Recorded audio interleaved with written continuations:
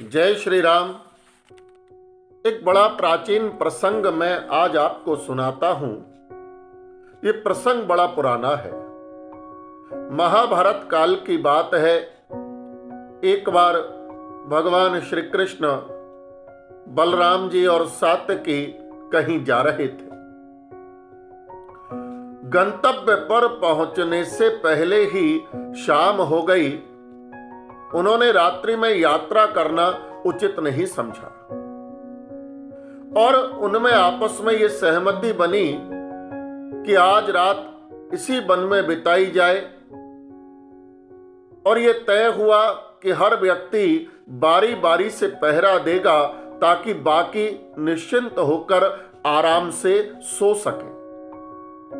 इसी क्रम में भगवान श्री कृष्ण और बलराम आराम कर रहे थे और सात्यकी पहरा दे रहे थे।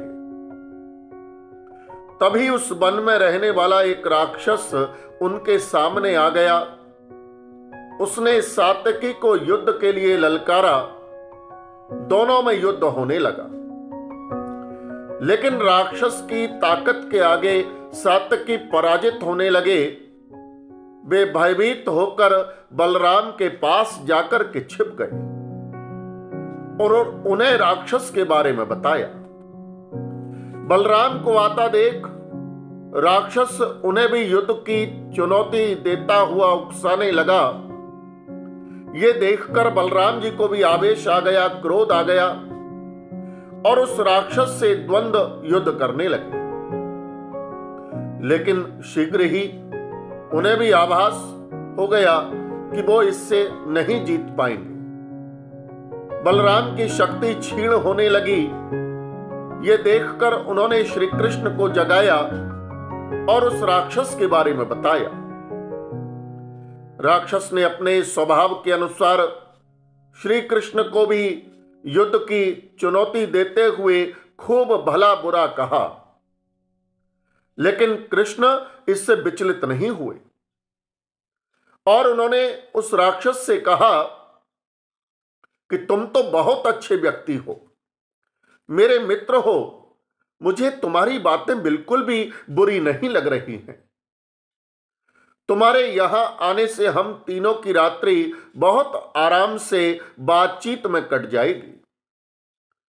अब राक्षस बड़ा हैरान परेशान होकर के भगवान श्री कृष्ण की ओर देखने लगा।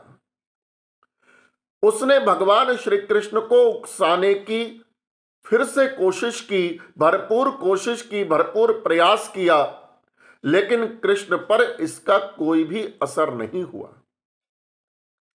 बल्कि इसका असर यह हुआ कि उस राक्षस की ताकत शक्ति घटने लगी। थोड़ी देर में उस राक्षस का कद घटते घटते 1 फीट के बराबर रह गया। तब कृष्ण ने उसे पकड़ा और पकड़कर अपने पीतांबर में बांध लिया। बलराम और सात्यकी दोनों हैरान होकर कृष्ण की ओर देखने लगे।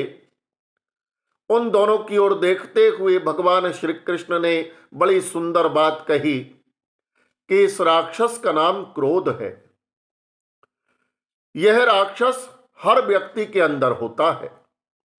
हम इसे जितनी हवा देते हैं उतना ही यह बढ़ता जाता है।